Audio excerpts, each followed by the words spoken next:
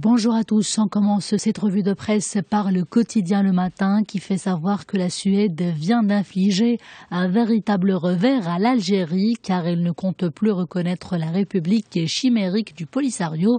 La décision suédoise intervient à quelques jours de la visite de travail que le président de la Chambre des représentants va entamer demain mardi en Suède avec au programme d'intenses rencontres avec les hauts responsables du gouvernement et de parlement des États scandinaves. Selon le journal, Rabat et Stockholm ont réussi à dépasser un épisode difficile dans leur relation bilatérale avec l'engagement de part et d'autre de consolider davantage la dynamique des échanges et de la coopération.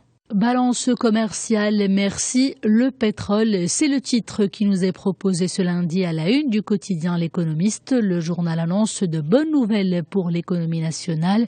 Le déficit de la balance commerciale affiche une baisse du déficit de l'ordre de 35 milliards de dirhams. Le journal se base sur les premières données annoncées par l'Office d'échange et nous livre une analyse bien détaillée. Autre fait positif, les exportations qui ont augmenté et les achats en énergie qui se sont réduits.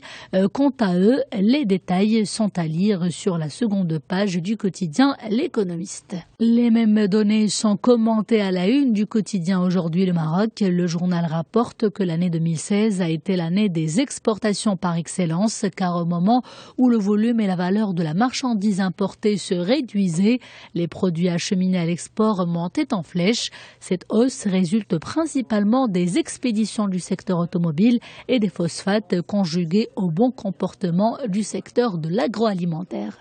Fiscalité, cette enquête menée par le quotidien national Les Inspirations Éco, c'est autour des impôts dans le milieu sportif, un milieu où les lois ne sont pas appliquées. Le journal a fait savoir en effet que les dispositions prévues dans les récentes lois de finances n'ont jamais pu être appliquées et que le dernier communiqué de la Fédération royale marocaine de football est venu justement pour remettre sur la table ce sujet. Un sujet qui a pris de court entraîneurs, joueurs et présidents de clubs.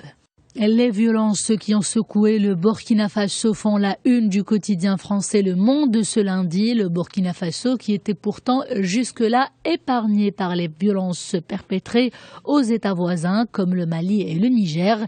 Il a été touché au cœur de sa capitale Ouagadougou par des personnes disant agir au nom d'Al-Qaïda au Maghreb islamique. L'attaque a été d'ailleurs immédiatement revendiquée par ce groupe extrémiste. Les détails sont à lire à la une du quotidien Le Monde. Le Figaro s'intéresse pour sa part au grand retour de l'Iran sur la scène internationale. En effet, après le feu vert de l'Agence internationale de l'énergie atomique, l'accord sur le nucléaire iranien est entré en vigueur. Il a entraîné ainsi la levée de la plupart des sanctions imposées à Téhéran. Ce feu vert de l'Agence internationale de l'énergie atomique intervient 6 mois après l'accord historique paraphé entre l'Iran et les grandes puissances internationales. Le secrétaire d'État américain a parlé d'un coup de tonnerre diplomatique et d'un spectaculaire retour de l'Iran sur la scène internationale.